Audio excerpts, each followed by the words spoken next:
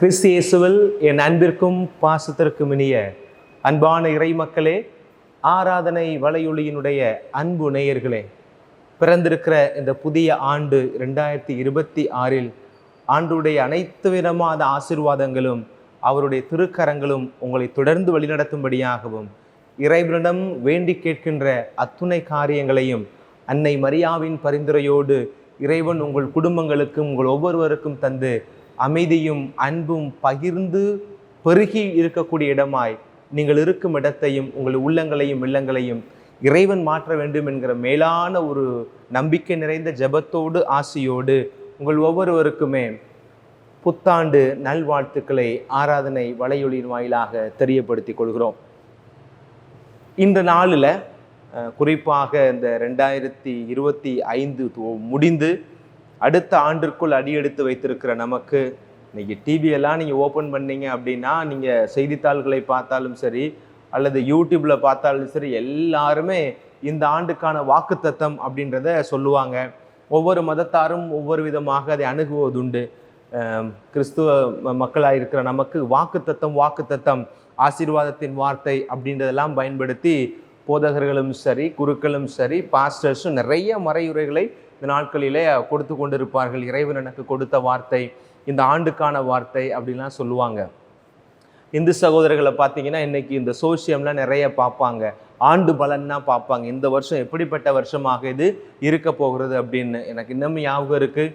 2020 பிறக்கிற போது இது வழமையான ஒரு வருஷமாக இருக்கிற போகிறது, எல்லாருக்குமே செல்வ செழிப்பு வரக்கூடிய ஒரு வருஷம் அப்படின்னாக, அந்த வருஷம் தான் கொரோனா அம்பிட்டு வரையும் கூண்டுக்குள்ளே போட்டு அடைச்ச மாதிரி எல்லாரையும் பண்ணிச்சு. அதனால் எனக்கு அதெல்லாம் பெரிய அளவு நம்பிக்கை இல்லை. வாக்கு தத்தத்தின் வார்த்தை அப்படின்னா, நான் ஒரு வாக்கு தத்தத்தினுடைய வார்த்தையை உங்களுக்கு சொல்கிறேன் அப்படின்னா, அது எனக்கு கிடைக்கப்பட்ட வார்த்தை, அது உங்களுக்கு எப்படி இருக்கும் அப்படின்றத ஒவ்வொருத்தருக்கும் ஆண்டவர் ஒவ்வொரு வாக்கு தத்தத்தை வைத்திருக்கிறார். அது நீங்கள் இறை பிரசன்னத்தில் அமர்ந்து ஜெபிக்கிற பொழுதுதான் அது உங்களுக்கு கிடைக்கும்.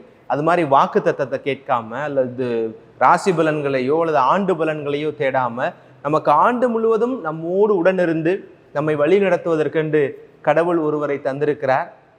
கடவுள் அவரை நமக்கென்று அர்ப்பணித்து தந்திருக்கிறார். அவர்தான் நம்முடைய தாய் அன்னை மரியாள். ஆண்டினுடைய முதல் நாளாகிய இன்று ஜனவரி 1 அன்னை மரியாவுக்கான ஒரு விழாவாக தாய் திருச்சபை கொண்டாடுகிறது. அன்னை மரியாள் இறைவனின் தாய் என்கிற இந்த ஒரு டாக்குமெட்டிக் ஃபியஸ்டா என்று சொல்வார்கள் இல்லையா, அப்பேற்பட்ட ஒரு விழாவை இந்த நாளில் நாம் எல்லோருமாக சேர்ந்து கொண்டாடுகிறோம். அப்போ இந்த விதத்தில் இந்த ஓராண்டு முழுவதுமே பல நன்மை தீமைகள் அல்லது ஏற்ற இறக்கங்கள், விருப்பு வெறுப்புகளோடு தான் இந்த வருடம் கடந்து போகிறது.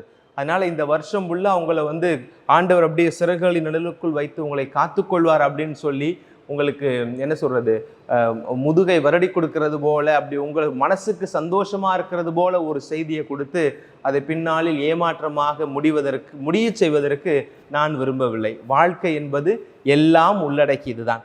இது எல்லாமே இருந்தால் தான் வாழ்க்கையில் சுவாரஸ்யம் இருக்கும். ஆனால் நமக்கு உரிமை இருக்குது கடவுளிடம் கேட்கறதுக்கு, ஆண்டவரே இந்த வருஷம் எனக்கு நல்ல ஒரு ஆசீர்வாதமாக வருஷமாக இருக்கணும், என் குடும்பத்தில் ஒற்றுமை இருக்கணும், சமாதானம் இருக்கணும், நல்ல ஒரு புரிந்துணர்வு இருக்கணும், பொருளாதாரத்தில் ஒரு வளர்ச்சி இருக்கணும், நல்ல உடல் சுகத்தோடு வாழக்கூடிய ஒரு சூழல் கிடைக்கணும், நாட்டில் அமைதி இருக்கணும். ஜாதி மதம்னு எல்லா நேரம் பார்த்தாலும் ஒரு டென்ஷனோட பிரிவினையை முன்னிறுத்தக்கூடிய இந்த சூழ்நிலையில் ஆண்டவரே பிறந்திருக்கிற இந்த வருஷமானது எல்லோரும் இன்புற்று வாழதான் இறைவன் இந்த உலகத்தை கொடுத்தார் என்கிற ஒரு மேலான எண்ணத்தோடு நாங்கள் வாழ்கிறதுக்கு எங்களுக்கு வழி செய்யுங்க ஆண்டவரேன்னு கேட்பதற்கு எல்லாருக்கும் உரிமை இருக்கிறது. நானும் அதைத்தான் இந்த நாளில் ஆண்டவரிடம் கேட்டிருக்கிறேன். ஆனால் கேட்டது எல்லாமே கொடுக்கறதும் கொடுக்காமல் இருக்கிறதும் கடவுளுடைய விருப்பமாக இருக்கிறது. ஆனால் கேட்பதற்கு நமக்கு உரிமை இருக்கிறது. அந்த உரிமையை அன்னை மரியாவின் துணையோடு கேட்க வேண்டும் என்பதற்குத்தான் ஆண்டினுடைய முதல் நாளாகி இருக்கிற இன்றைக்கு தாய் திருச்சபையானது அன்னை மரியாவை இறைவனின் தாய் என்று கொண்டாடுகிறது. ஏன் அப்படின்னு சொன்னா, மனிதன் என்பவன் உணர்வுகளால் கட்டமைக்கப்பட்டவனாக இருக்கிறான், உணர்வுகளின் பெட்டகமாக இருக்கிறான். Human being, we are the bundle of the emotions அப்படின்னு தான் சொல்கிறாங்க. நமக்குள்ள அவ்வளவு உணர்வுகள் இருக்கிறது. இந்த உணர்வுகளோடு தான் இந்த ஆண்டை நாம் கடந்து போகிறோம். அத்துணை உணர்வுகளும் இந்த 365 நாளும் நம்மளோடு ஏதாவது ஒரு விதத்தில் வந்து கொண்டும் போய் கொண்டு தான் இருக்கும். அழுகை வரக்கூடிய நாட்கள் இருக்கிறது, சந்தோஷம் வரக்கூடிய நாட்கள் இருக்கிறது, பயத்தை தரக்கூடிய நாட்கள் வரத்தான் போகிறது, ஆச்சரியத்தை ஊட்டக்கூடிய நாட்கள் வரத்தான் போகிறது, இழப்புகளை சந்திக்க வேண்டிய காலங்கள் வரத்தான் போகிறது, வரவுகளை எதிர்நோக்கி இருக்கக்கூடிய காலமும் இந்த 365 நாளில் உறுதியாக நமக்கு வந்துதான் சேரும். இது எல்லாவற்றையுமே இந்த உணர்வுகளை எல்லாம் நாம் சந்திக்கிற பொழுது, எதிர்கொள்கிற பொழுது நமக்கு ஒரு விதமான அச்ச உணர்வு ஏற்படலாம். குறிப்பாக எதிர்வினையான உணர்வுகள் வருகிற பொழுது ஒரு அச்ச உணர்வு ஏற்படலாம். அதை எப்படி நான் சமாளிப்பேன் என்கிற பய உணர்வு ஏற்படலாம். அதனால தான் தாய் திருச்சபையானது அன்னை மரியாவை நமக்கு துணையாய் தருகிறார்கள். அன்னை மரியாவை நமக்கு துணையாக இந்த தாயாம் திருச்சபையானவள் தந்திருக்கிறார். ஏன்? அன்னை மரியாள் அனைத்து உணர்வுகளையும் கடந்து சென்ற ஒரு அருமையான ஒரு மகா மனிதை நம்முடைய அன்பு தாய். என்னன்றதை நான் சொல்றேன் பாருங்களேன். எந்தெந்த மாதிரி உணர்வுகளை எல்லாம் அன்னை மரியாள் கடந்து போனார், எதற்காக திருச்சபை அவரை இந்த ஆண்டினுடைய தொடக்க நாளிலே துணையாய் நமக்கு தருகிறது என்பதற்கு சொல்லுகிறேன். எந்தெந்த நேரங்களில் ஒருவேளை உங்களுடைய வாழ்க்கையில நீங்கள் ஒரு கன்ஃபியூஷன், ஒரு விதமான குழப்பமான சூழலை சந்திக்கிறீர்களா? அதை எப்படி எதிர்கொள்வது என்கிறது ஒரு பயம் வருகிறதா? அன்னை மரியாளை நினைத்துக் கொள்ளுங்கள். அன்னை மரியாளும் குழப்பங்களை சந்தித்தவள் தான். If you experience the confusion in your life, அன்னை மரியாள் தான் நமக்கு மிகப்பெரிய ஒரு உறுதுணை. எப்போ நேரத்தில் குழப்பங்கள் வருகிற பொழுது என்னை நினைத்துக்கொள் மகனே, ஏனென்றால் நானும் குழம்பி போய் தான் இருந்தேன். எப்போது ஆண்டுடைய மங்கள வார்த்தை எனக்கு கொடுக்கப்பட்டதே, அந்த தருணத்தில் நான் அடையாத கலக்கமா இன்றைக்கு நீங்கள் அடைந்து விட போகிறீர்கள். இந்த வருடத்தில் உனக்கு அதை விட ஒரு பெரிய ஒரு கலக்கம் உனக்கு வரப்போவதில்லை. அப்படி வருகிற பட்சத்தில் உன் தாய் நான் உன்னோடு இருக்கிறேன் என்று அன்னை மரியாள் நமக்கு சொல்வதால் தான் ஆண்டினுடைய முதல் நாளில் இந்த விழாவை கொண்டாடுகிறோம். இரண்டாவதாக அன்னை மரியாள் சொல்லுகிறாள், உன்னுடைய வாழ்க்கையில் நீ நிலையற்ற தன்மையை, இன்செக்யூரிட்டி, ஒரு நிலையற்ற தன்மையை, ஒரு பாதுகாப்பற்ற ஒரு சூழலை உணர்கிறாயா? கவலை கொள்ளாதே, நான் உன்னோடு இருக்கிறேன். ஏனென்றால் நானும் அப்பேற்பட்ட ஒரு பாதுகாப்பற்ற சூழலை உணர்ந்தவள் தான் என்று அன்னை மரியாள் சொல்லுகிறார். வயிறு நிறமாத கற்பனையாக நான் எந்த இடத்தில் எந்த நேரத்தில் பிள்ளையை பிறக்கப் போகிறேன் என்கிற ஒரு கலக்கத்தோடு சென்ற பொழுது, வீடு வீடாய் அலைந்த பொழுது என்னிடம் இருக்காத ஒரு அந்த இன்செக்யூர்டு ஃபீலிங்கா? அல்லது குழந்தை பிறந்த உடனே இங்கிருந்து எகிப்திற்கு தூக்கி கொண்டு போ என்று கப்ரியேல் சொல்லுகிற பொழுது பெற்ற குழந்தையை பச்சிலம் உடம்போடு நான் தூக்கி கொண்டு சென்றேனே, அப்போது நானும் இந்த இன்செக்யூரிட்டி, ஒரு நிலையற்ற தன்மையை நான் சந்தித்தேனே. அதை விட உனக்கு பெரிய ஒரு காரியம் வந்து விடாது. அப்படி வந்தாலும் கூட இந்த ஆண்டு முழுவதும் நான் உன்னோடு இருக்கிறேன் என்று அன்னை மரியாள் சொல்வதனால் தான் இந்த விழா இன்றைக்கு வைக்கப்பட்டிருக்கிறது. அதையும் கடந்து சொல்லுகிறார் அன்னை மரியாள், உன்னுடைய வாழ்க்கையில் வேதனைகள், பெயின் அண்ட் பேனிக், பயமும், பேனிக்னா பயம், உன்னுடைய வாழ்க்கையில் அந்த பெயின் வழி வருகிற பொழுது அல்லது ஒரு பேனிக், ஒரு பயம் வருகிற பொழுது அதை குறித்து கலங்காதே. ஏனென்றால் நானும், அன்னை மரியாள் சொல்லுகிறாள், நானும் அப்பேற்பட்ட பயத்தையும் அந்த ஒரு விதமான வழியையும் நான் கடந்து வந்தவள் என்பதை அன்னை மரியாள் நமக்கு சொல்லுகிறார். எப்பேற்பட்ட பயம் அவருக்கு இருந்தது, எப்பேற்பட்ட ஒரு பேனிக் இருந்தது. நம்ம அந்த சிமியோனுடைய வார்த்தைகளை கேட்ட பிறகு அவருடைய உள்ளத்தை அந்த வாள் ஊடுருவுகிறது அப்படின்னு பார்க்கிறோம். அவர் சொன்ன வார்த்தைகளெல்லாம் தன்னுடைய உள்ளத்தில் நிறுத்தி அன்னை மரியாளானவள் சிந்தித்து கொண்டிருந்தாள் அப்படின்னு சொல்லுகிற அந்த பயத்தை தான் இந்த நாளில் நான் குறிப்பிட்டு சொல்லுகிறேன். அன்னை மரியாள் சொல்லுகிறார், என் மகனே, என் மகளே, உன்னுடைய வாழ்க்கையில் இப்பேற்பட்ட ஒரு பயம் வருகிற பொழுது அல்லது இப்பேற்பட்ட ஒரு வலி வருகிற பொழுது என்ன நினைத்துக்கொள், இதை காட்டிலும் கேடான ஒரு காரியம் உனக்கு வராமல் காத்துக்கொள்வது என்னுடைய கடமை. வருகிற பொழுது நான் உன்னை தாங்கிக் கொள்வேன் என்று சொல்வதனால்தான் ஆண்டினுடைய முதல் நாளில் அன்னை மரியாவுக்கு தாய் திருச்சபை நமக்கு விழா எடுக்கிறது. இன்னும் பல நேரங்களில் வெளிநாடுகளில் வாழக்கூடியவர்களுக்கு நான் இதை சொல்லுகிறேன். இன்றைக்கு நவநாகரிக காரியங்கள் வளர்ந்து வருகிற அந்த சூழ்நிலையில் சிங்கிள் பேரண்ட் அப்படின்ற ஒரு கான்செப்ட் எல்லா இடத்துலையும் இருக்கிறது. ஒரு தாயாக கைம்பெண்ணாக இருக்கிறேன் என்று நினைக்கிறீர்களா? உங்களுக்கு ஆண்டவர் இந்த நாளில் சொல்லுகிறார், if you experience single parent experience இருந்துச்சு அப்படின்னா சொல்லுகிறாள், என்னை பார்த்து கொள்ளுங்கள். நானும் என்னுடைய மகனை, என்னுடைய கணவனை இழந்து தனி ஒரு மனிதையாக யூத சமூகத்திலே பெண்களுக்கு மதிப்பு கொடுக்கப்படாத ஒரு இடத்திலிருந்து என் மகனை ஒரு உத்தமனாக, கடவுளுக்கு விருப்பமான மகனாக வளர்த்து அவன் இந்த உலகத்தினுடைய மாட்சிக்கு தன்னையே கையளிக்கக்கூடிய ஒரு மெஸ்ஸியாவாக நான் கொடுக்க முடிந்ததே, ஒரு மீட்பராக நான் கொடுத்தேனே. அப்பேற்பட்ட நிலையில் இருக்கிற நான், கைம்பெண்ணாக இருக்கிற நீங்கள், இந்த ஆண்டு எனக்கு எப்படி கடந்து போகும் என்று கேட்கிறீர்கள். இந்த ஆண்டிலே நான் எப்படி என்னுடைய சவால்களை எதிர்கொள்வேன் என்று நினைக்கிறீர்கள். ஒன்றும் கவலை கொள்ள வேண்டாம், நான் உங்களோடு இருக்கிறேன் என்று அன்னை மரியாள் நம்பிக்கையை தருவதனால் தான் ஆண்டினுடைய முதல் நாளில் திருச்சபை அன்னை மரியாவுக்கு விழா எடுக்கிறது. அதையும் கடந்து இந்த நாட்களில் நம்முடைய இழப்புகளை சந்திக்கக்கூடியவர்களாக இருக்கிறோம். என்னுடைய இழப்புகளை சந்திக்கக்கூடியவர்களாக இருக்கிறோம். லாஸ் ஆஃப் டியர் ஒன்ஸ் அப்படின்னு நான் எடுத்திருக்கிறேன். இழப்புகளை சந்திக்கக்கூடியவர்களாக இருக்கிறோம். நீங்கள் நினைக்கலாம், கடந்த வருஷம் எங்கள் வீட்டில் எத்தனை பேர் இறந்துட்டாங்க ஃபாதர், எங்கள் அம்மா இறந்துட்டாங்க, எங்கள் அப்பா இறந்துட்டாங்க, என் கணவன் இறந்து விட்டார், என் மனைவி இறந்து விட்டால், என்னுடைய உற்ற நண்பன் இறந்து போனான், இந்த உடன்பிறப்புகளை நான் இழந்து விட்டேன், எங்கள் வீட்டில் இழப்புக்கு அப்புறமாக இழப்பாக நிறைய உயிரிழப்புகள் ஏற்பட்டு விட்டது, இத்தனை பேரையும் இழந்து விட்டுத்தான் நான் இந்த புதிய ஆண்டுக்குள் நான் அடியெடுத்து வைக்கிறேன், இன்னும் எத்தனை இழப்புகள் வர காத்திருக்கின்றது என்று எனக்கு தெரியவில்லை என்று புலம்பக்கூடியவர்களாக கலங்கக்கூடியவர்களாக இருந்தால் உங்களையும் பார்த்து அன்னை மரியாள் இந்த நேரத்தில் சொல்லுகிறார், நான் சந்திக்காத இழப்பா, என் கணவனை இழந்தேன், கணவனை இழந்து கைம்பெண்ணாய் என் பிள்ளையை வளர்த்து உன் நன்னிலைக்கு கொண்டு வருகிற பொழுது 33 வயதில் என் கண் முன்பாக என் பிள்ளை அத்தனை பேராலும் ஏளனிக்கப்பட்டு அத்துணை பேருடைய அவச்சொல்லுக்கும் உள்ளாகி ஏதிலியாய் யாருமற்றவனாய் குற்றுயிராய் அந்த சிலுவை மரத்தில் இருக்கிற பொழுது என் கண்ணார கண்டேனே. அந்த வேதனையை காட்டிலும் அந்த இழப்பை காட்டிலும் பேரிழப்பு இந்த ஆண்டு உங்களுக்கு வராது. எது வந்தாலும் நான் உங்களோடு இருக்கிறேன், இழப்புகளை தாங்கக்கூடிய வல்லமையும் ஆற்றலையும் நான் உனக்கு தருவேன் என்று அன்னை மரியாள் சொல்வதனால் தான் திருச்சபையானது ஆண்டினுடைய முதல் நாளில் அன்னை மரியாவுக்கு விழா எடுக்கிறது. இப்படி நம்முடைய வாழ்க்கையில் நாம் சந்திக்கக்கூடிய ஒவ்வொரு நிகழ்வுகளையுமே அன்னை மரியாவுடைய வாழ்க்கையோடு பொருத்தி பார்க்கிற பொழுது நமக்கு ஒரு ஆறுதல் கிடைக்கிறது, நமக்கு ஒரு புது ஆற்றல் கிடைக்கிறது, புத்தெழுச்சி கிடைக்கிறது என்பதனால் தான் ஆண்டுடைய முதல் நாளை நாம் தாய்க்கு விழா எடுத்து கொண்டாடுவதாக நான் சொல்லுகிறேன். அன்னை என்று சொன்னாலே எல்லோருக்கும் ஒரு மகிழ்ச்சி தான். அன்னையுடைய இடத்தை இந்த உலகத்தில் யாரால் நிரப்ப முடியும்? அது இன்னொரு அன்னையால் தான் நிரப்ப முடியும். அது என்னுடைய வாழ்க்கையில் முடியாது. ஒவ்வொரு மகளுடைய வாழ்க்கையிலும் தாய் என்பவள் மாற்றுக்கு இடமில்லாத ஒரு உறவாக இருக்கிறார். There is no replacement for mother in each and every one of our life. அதுதான் உண்மையாகவும் இருக்கிறது.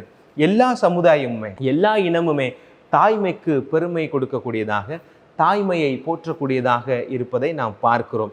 இதில் அன்னை மரியாள் எந்த விதத்தில் கொஞ்சம் மாறுபட்டு நிற்கிறாள் என்று சொன்னால், உங்களுடைய அம்மாவுக்கும் என்னுடைய அம்மாவுக்கும் என்ன இருக்கிறது அப்படின்னா, ஒரு பெண்மை, அந்த பெண்மையை கடந்த ஒரு தாய்மைக்குள் வருகிறார்கள். பெண்மை என்பதே கடவுளுடைய கொடைதான். அதில் தாய்மை என்பது ஒரு சிறப்பு கொடையாக ஆண்டவர் பெண்ணுக்கு கொடுக்கிறாள். அன்னை மரியாள் அந்த 2 இடத்தையும் கடந்து 3ஆவதாக ஒரு இடத்திற்குள் கடந்து போய் விடுகிறார். அதுதான் இறைமை. பெண்மையில் பிறந்து தாய்மையிலிருந்து அங்கிருந்து அன்னை மரியாள் இறைமைக்கு கடந்து போகிறார். 3 நிலைகளையும் கடந்து செல்லக்கூடியவளாக அன்னை மரியாள் இருக்கிறாள். அந்த நிலையில்தான் இவ்வுலக தாயை காட்டிலும் உங்களையும் என்னையும் பெற்றெடுத்த அந்த தாயை காட்டிலும் இந்த இறைத்தாய் 3ஆவது நிலையில் இறைமையை உள்ளடக்கியவளாக இருக்கிறார். நீங்கள் கேட்கலாம், எப்படி ஃபாதர் ஒரே ஆளுக்குள்ள 3 இருக்க முடியும் அப்படின்னு. இது சொல்றதுக்கு உங்களுக்கு கொஞ்சம் விளையாட்டாக கூட தெரியலாம். ஆனால் இந்த உதாரணத்தை நீங்கள் புரிஞ்சுக்கிட்டீங்கன்னா எப்படி ஒரு பெண்ணுக்குள் 3 குணங்கள் இருக்க முடியும் என்பதை புரிந்து கொள்ள முடியும். தயிரும் ஒன்று தான் இருக்குது. அந்த தயிருக்குள்ளே தான் வெண்ணெய் இருக்குது, அந்த தயிருக்குள்ளே தான் மோர் இருக்குது. அதை நீங்கள் பால்னு கூட நீங்கள் எடுத்துக்கலாம். பாலுக்குள்ளே தான் தயிர் இருக்குது, தயிருக்குள்ளே தான் வெண்ணெய் இருக்குது. அதே போல தான் ஒரு பெண்மைக்குள்ளே தான் அந்த தாய்மை இருக்கிறாள், அந்த தாய்மைக்குள்ளே தான் அந்த இறைமை இருக்கிறது அப்படின்றத இந்த நாளில் நமக்கு விவிலியம் வழியாகவும் அன்னையினுடைய வாழ்க்கை வழியாகவும் நமக்கு தெரிய வருகிறது. அந்த பெண்மை தாய்மை, அந்த தாய்மையை கடந்து அன்னை மரியாவுக்குள் அந்த இறைமைத்தன்மை இருக்கிறதுனால தான் இன்றைக்கு வாசிக்கப்பட்ட இந்த கானாவூர் நிகழ்வு, அந்த புதுமையே நடைபெற்றது. எல்லோரும் இருக்கிறார்கள். அந்த குடும்பமே திருமணத்திற்கு பெரிய அளவில் ஏற்பாடு செய்திருக்கிறார்கள். அந்த யூத சமுதாயத்தில் ஒரு திருமணம் என்பது ஒரு நாளில் நடைபெறக்கூடிய நிகழ்வு அல்ல. அது பல நாட்கள் தொடர்ந்து போய் கொண்டு இருக்கும். வர்றவங்களுக்கு பூரா சாப்பாடு போட்டு கொண்டே இருக்கிறாங்க. அப்போ ரசம் காலியாக போன செய்தியை அவங்கவுங்க அக்கம் பக்கத்தில் பேசிக்கிறாங்க. குடும்பத்தாருக்குள்ள ஒரு முகத்தில் ஒரு சுணக்கம் தெரிகிறது. என்ன ஒரு மாதிரி எல்லாம் இருக்கிறாங்களே அப்படின்னு பார்த்துட்டு தான் அன்னை மரியாள் சொல்லுகிற பொழுது ஆண்டவர் இயேசு சொல்லுகிறார், அம்மா இன்னும் என்னுடைய நேரம் வரவில்லை. இதை பல நேரங்களில் அவர் பெண்ணே என்று சொல்லிவிட்டாள் என்று சொல்லுகிறார்கள். பெண்ணே என்பதும் உண்மையிலேயே பாரம்பரியத்தை தெரிந்தவர்களுக்கு, கிரேக்க யூத எபிரேய பாரம்பரியம் தெரிந்தவர்களுக்கு பெண்ணே என்பது ஒரு உயர்ந்த நிலையில் வைத்து சொல்லக்கூடிய ஒரு அடைமொழியாகத்தான் பார்க்கப்படுகிறது. அகஸ்துஸ் சீசர் கூட தன்னுடைய மனைவி கிளியோபெட்ராவை பெண்ணே என்றுதான் அழைத்தாராம். அவர் எவ்வளவு தூரம் அவருடைய மனைவியை நேசித்தார் என்பது வரலாறு நமக்கு சொல்லுகிற செய்தி. அப்போ பெண் என்பது ஒரு நல்ல ஒரு ஒரு ரெஸ்பெக்ட்ஃபுல் டைட்டில். அதை பெண்ணே அப்படின்னு சொல்லிட்டாங்க அப்படின்னு சொல்றது குறை மதிப்பிடுவது என்பது வரலாறு தெரியாதவர்கள் பேசக்கூடிய ஒரு காரியம். ஆனால் அன்னை மரியாவை ஆண்டவர் எந்த இடத்திலும் ஒருபோதும் விட்டு கொடுத்ததே இல்லை என்பதைத்தான் நாம் உணர்கிறோம். அப்போ இந்த இடத்துல பாருங்க, ஆண்டவர் தன்னுடைய நேரம் வரவில்லை அப்படின்றத இந்த ஒரு இடத்துல மாத்திரம் சொல்லலை, நிறைய இடங்கள்ல விவிலியத்துல சொல்லியிருக்காரு. குறிப்பா 7 இடங்கள்ல சொல்லப்பட்டிருக்கிறதாக சொல்லப்படுகிறது. ஆனால் இதுதான் முதல் தடவையாக ஆண்டவர் இயேசு கிறிஸ்து அன்னை மரியாளிடம் அன்னையுடைய வேண்டுகோளுக்கு பதிலாய் சொல்லுகிறார், இன்னும் என்னுடைய நேரம் வரவில்லையே என்று சொல்லுகிறார். அப்ப என்ன அர்த்தம் அப்படின்னா, இதுவரை ஆண்டவர் இயேசு கிறிஸ்து எந்த புதுமையும் செய்யவில்லை. புதுமை செய்யக்கூடிய ஆற்றலும் வல்லமையும் எல்லாம் என் மகனுக்குள் இருக்கிறது என்பதை முழுமையாக அறிந்த ஒரே ஜீவன் அன்னை மரியாள் மட்டும்தான். 30 ஆண்டுகளாக தன்னோடு தன் மகனை வைத்திருந்து அவருக்கு ஆன்மீகம் கடந்து மனிதநேயம் கடந்து எல்லா விதமான காரியங்களையும் உடனிருந்து கற்றுக் கொடுத்த அன்னையானவள் இந்த இடத்தில் சொல்லுகிறார், மகனே, உன்னை வெளிப்படுத்த வேண்டிய நேரம் வந்து விட்டது. 30 ஆண்டு காலமாய் எனக்காக நான் உன்னை வைத்திருந்தேன், எனக்குள் வைத்திருந்து உன்னை பெற்றெடுத்து வளர்த்திருக்கிறேன். இதோ இந்த உலகத்தினுடைய நன்மைக்காக, சமூகத்தினுடைய பணிக்காக உன்னை அர்ப்பணிக்கிறேன் என்று சொல்லி ஆண்டவர் இயேசு கிறிஸ்துவை தன்னுடைய சமூக பணிக்காக, உலக நலனுக்காக அன்னை மரியாள் அர்ப்பணித்த நிகழ்வு தான் இந்த கானாவூர் திருமணத்திலே நடைபெற்றதாக நான் பார்க்கிறேன்.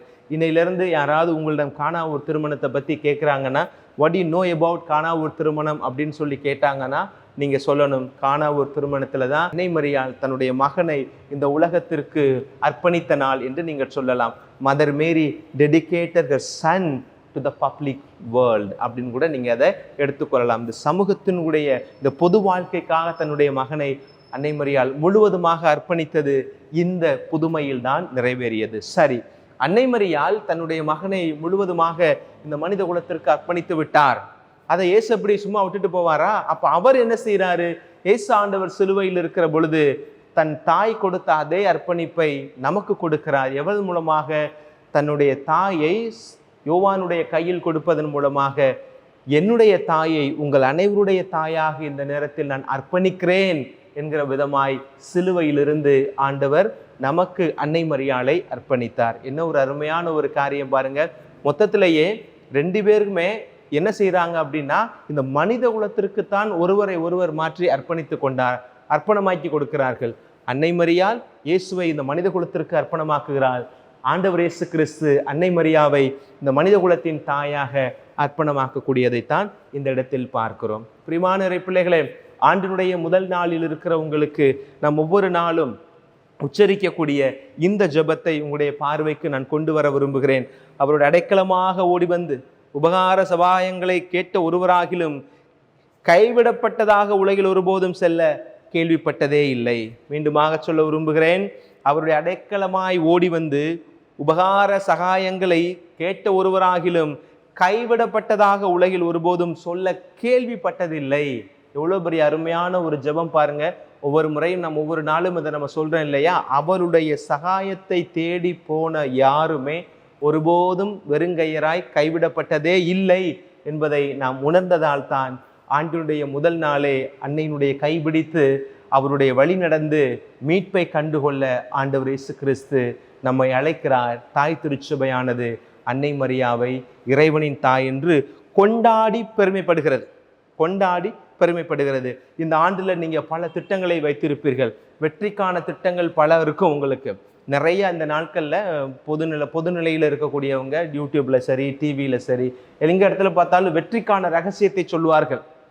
இந்த ஆண்டு வெற்றிகரமாக உங்களுக்கு இருக்கணுமா, என்ன செய்யணும்? இந்த ஆண்டு நீங்கள் ஃபைனான்ஸில் வெற்றி பெறணுமா, பொருளாதாரத்தில் வெற்றி பெறணுமா, என்ன செய்யணும்? இந்த ஆண்டு உறவு ரீதியாக நீங்கள் வெற்றி பெறணுமா, என்ன செய்யணும்? இந்த ஆண்டு உங்களுடைய திருமண வாழ்வு வெற்றிகரமாக இருக்க வேண்டுமா, என்ன செய்ய வேண்டும்? இந்த ஆண்டு உங்களுடைய கல்வி தரம் நன்றாக இருக்க வேண்டுமா, என்ன செய்ய வேண்டும்? எல்லாத்தையும் சொல்லுவாங்க. வெற்றிக்கான வழியை பலரும் சொல்லுவார்கள். அது உண்மையாக கூட இருக்கலாம். வெற்றிக்கான வழியை எவர் வேணாலும் காட்ட முடியும், அது உண்மையாக கூட இருக்கலாம். ஆனால் ஆசீர்வாதத்திற்கான வழியை அன்னை மரியாள் ஒருவரால் தான் காட்ட முடியும். ஆசீர்வாதத்திற்கான வழியை அன்னை மரியாள் காட்டுவாள். வெற்றிக்கான வழியை நாம் தேடுகிற பொழுது தனி மனிதனாகவே நீங்கள் தேடிக்கொள்ள முடியும். ஆனால் ஆசீர்வாதத்தை நீங்கள் அண்டி வருகிறீர்கள் என்று சொன்னால் அன்னையினுடைய துணை நமக்கு தேவை என்பதை உணர்ந்துதான் திருச்சபை அன்னையை நமக்கு இந்த நாளில் துணையாக தந்திருக்கிறாள் என்று நான் நினைக்கிறேன். அன்னை மரியாள் பரிந்து பேசக்கூடியவளாக என்னாலும் நம்மோடு இருக்கிறவளாக இருக்கிறார். ஏனென்றால் அன்னை மரியாள் நமக்காக பரிந்து பேசுவதற்கான காரணம் என்ன? அவர் நம்மையே பார்த்து கொண்டிருப்பதனால் தான் அவர் நமக்காக பரிந்து பேசுகிறார். அன்னை மரியாள் எப்போதும் நம்மை கண்கொண்டு காத்து கொண்டிருப்பதனால், நம்மை பார்த்து கொண்டே இருக்கிறதுனால் தான் அவள் நமக்கு பரிந்து பேசக்கூடிய ஒரு அன்னையாக இந்த நாளில் திருச்சபை நமக்கு தருகிறது. இன்றைய நாளில் அன்னை மரியாள் நமக்கு சொல்லுகிற ஒரே ஒற்றை செய்தி இதுதான். நான் எப்படி என் மகனுடைய பிறப்பு செய்தி எனக்கு கொடுக்கப்பட்ட பொழுது ஆண்டவருடைய வார்த்தைக்கு ஆம் என்று சொன்னேனோ, அதே போல உங்களுடைய வாழ்க்கையில் ஆண்டவருடைய குரலுக்கு ஆம் என்று சொல்லுங்கள். அனைத்து விதமான நன்மைகளும் உங்களை வந்து சேரும். அனைத்து விதமான நன்மைகளும் உங்களை வந்து சேர்வதற்கு அன்னையாய் நான் இருந்து உங்களுக்காக பரிந்து பேசுவேன் என்கிற நம்பிக்கையான வார்த்தையை நமக்கு சொல்லுகிறார். அந்த அன்னையிடம் நம்மளையே ஒப்படைப்போம். யாரெல்லாம் தாயற்ற நிலையில் இருக்கிறீர்களோ, உங்களுக்கு இந்த நாளிலே ஃபாதர் இவ்வளவு தூரம் அம்மாவை பற்றி பேசுகிறாரு அப்படின்ற எண்ணம் வரலாம். நமக்கெல்லாம் ஒரு அன்னை இருக்கிறார். நானும் தாயை இழந்தவள் தான். நம்ம எல்லாருக்கும் ஒரு அன்னை இருக்கிறார். அதுதான் நம்முடைய தாய் மரியாள். தாயை இழந்தவர்களுக்கும் அவள் தான் அன்னை, தாயோடு இருப்பவர்களுக்கும் அவள் தான் அன்னை. அம்மா என்று சொல்லுகிற பொழுது அதில் வருகிற அந்த உயிராற்றலை ஒவ்வொரு நாளும் அன்னை மரியாவோடு நாம் புதுப்பித்து கொள்ள வேண்டும். இடையில தான் ஒரு புத்தகத்தில் படித்தேன், அந்த புத்தகம் பேரை மறந்துட்டேன்.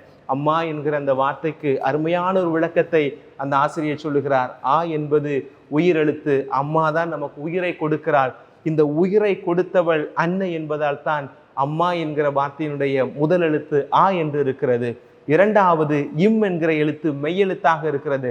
அவள் கொடுத்த உயிர் அது தனி உயிராய் மாறுவதற்கு தன்னுடைய மெய்யை, இந்த உடலை கொடுத்ததனால்தான் இம் என்கிற அந்த இம் என்ற எழுத்து அந்த மெய்யை குறிக்கிறது. தான் கொடுத்த உயிர் இந்த மெய்யில் உருவாக்கப்பட்டு அது ஒரு உடலும் உயிருமாய் உருவாக வேண்டும் என்கிறதற்கு அன்னை தன்னையே கொடுத்ததனால்தான் அங்கு மா என்கிற உயிர்மை எழுத்து வருகிறது. என்ன அழகான ஒரு விளக்கம் பாருங்க. ஆ என்றால் உயிரெழுத்து, இம் என்றால் மெய்யெழுத்து, மா என்றால் உயிர் மெய் எழுத்து. இது எப்படி சாத்தியமாகிறது? அன்னையினுடைய அர்ப்பணத்தினால் சாத்தியமாகிறது. தமிழ் மொழி அவ்வளவு அழகான மொழி, ரொம்ப அழகாக நமக்கு சொல்லி இருக்கிறது. ஆக இந்த நாளில் நாம் நம்முடைய தனிப்பட்ட அல்லது நம்மையே முழுமையாக ஆண்டுடைய கரங்களில் ஒப்பு கொடுத்து ஆம் என்று சொல்லக்கூடிய அதே வேளையில் இன்றைக்கு இருக்கிற நாட்டு நடப்பு எல்லாருக்குமே தெரியும். கிறிஸ்மஸ் நேரத்தில் என்ன நடந்துச்சு அப்படின்றது நமக்கு தெரியும். ஏதோ ஒரு விதத்தில் தமிழ்நாட்டில் இருக்கிற நாம ஒரு பாதுகாப்பான நிலையில் இருக்கிறோம். மதங்களை கடந்து நம்மை மனிதநேயத்தோடு நேசிக்கக்கூடிய இந்து சகோதரர்கள், இஸ்லாமிய சகோதரர்கள் எல்லோரும் வாழக்கூடிய ஒரு அமைதியின் பூமியாக தமிழகம் இருக்கிறது. இதுபோல வடநாடுகளில் இருக்கிற வட மாநிலங்களில் இருக்கக்கூடிய மக்களுக்கும் ஒரு அமைதி இருக்க வேண்டும். அவர்கள் கொண்டாடுகிற தன்னுடைய மத உணர்வுகளை, மத நம்பிக்கைகளை முழுவதுமாய் நம்பிக்கையோடு வெளிப்படுத்துவதற்கான ஒரு சாதகமான சூழலை ஏற்படுத்தி தர வேண்டும் என்று அன்னையிடம் இந்த நாளில் நாம் சிறப்பாக ஜெபிக்க வேண்டும் என்று நான் நினைக்கிறேன். இன்னைக்கு நீங்கள் கோயிலுக்கு போனீங்கன்னா நைட்டு நடக்கிற அந்த நைட்டு பார்த்தீங்கன்னா கடந்து வந்த பாதை அப்படின்னு வாசிக்கிற பொழுது இந்த கடும் துயரத்தையும் கட்டாயம் வாசிப்பாங்க. ஏதோ கடும் துயரத்தை கேட்டுட்டு அவங்க கஷ்டப்படுறாங்க, அவங்களுக்காக அது ஒரு செய்தியாக கடந்து போய் விடாமல் அவர்களுக்காக ஜெபிக்க நாம் கடமைப்பட்டிருக்கிறோம். அதுபோல நம்முடைய மாநிலத்திலும் இப்போது பார்க்கிறோம், ஆங்காங்கே பிரச்சனைகளை உருவாக்குவதற்கான சூழல்களை எல்லாம் தேடிக்கொண்டிருக்கிற அந்த நல்ல நாளில் அன்னை மரியாதை நம்ம கேட்க வேண்டிய ஒரே காரியம் என்ன? நாம் எல்லோரும் ஒரு தாய் பிள்ளைகளாக இருக்க வேண்டும். எல்லோரும் தமிழ் அன்னைக்குரிய ஒரு பிள்ளைகளாக, அன்னை மரியாவுடைய பிள்ளைகளாக இருந்து எல்லோரும் அவரவர் மதத்தை ஆத்மார்த்தமாக பின்பற்றி இந்த சமூகத்தினுடைய நலனுக்கு ஊரேதும் விளைவித்து விடாமல் அனைவரும் இன்புற்று வாழ்வதற்கான ஒரு இனிய இல்லமாய் இந்த நாடும் இந்த ஊரும் மாற வேண்டும் என்று அன்னை மரியாவிடம் இந்த நாளில் ஜெபிப்போம். அனைத்துலகின் தாயாக இருக்கிற அன்னையிடம் ஆண்டினுடைய முதல் நாளில் உலக அமைதிக்காக, சமூக நலனுக்காக நாம் ஜெபிக்கிற பொழுது அந்த அன்னையானவள் நமக்கு அதை தருவாள், தந்து நம் ஒவ்வொருவரையும் ஆசீர்வதிப்பாள் என்கிற ஆசீர்வாதமான வார்த்தைகளோடு இந்த புத்தாண்டு செய்தியை உங்களோடு பகிர்ந்து கொண்டதில் மிக்க மகிழ்ச்சி கொள்கிறேன். மீண்டும் ஒரு முறையாக நம்முடைய ஆராதனை வலையொலியில் இருக்கக்கூடிய, நம்மோடு இணைந்து பயணிக்கக்கூடிய அனைத்து குருக்கள் சார்பாக, நம்முடைய ஆராதனை வலையொலியில் இருக்கக்கூடிய பணியாளர்கள், நம்முடைய தம்பிகள்லாம் ஒரு சில பேர் இருக்கிறாங்க. அவங்க தான் இந்த வேலைகள்லாம் நமக்கு செய்கிறாங்க. எடிட்டிங் வேலையெல்லாம் அவங்க தான் செய்கிறாங்க. அவங்க எல்லாருடைய சார்பாக நெஞ்சம் நிறைந்த புத்தாண்டு நல்வாழ்த்துக்களை அன்னை மரியாவின் ஆசிரோடு நீங்கள் வாழ வேண்டும் என்று ஆசிக்கிறோம். உங்களுக்காக ஜெபிக்கிறோம். இயேசு நாமத்திலே வாழ்த்துக்களும் ஜெபங்களும். ஆமென்.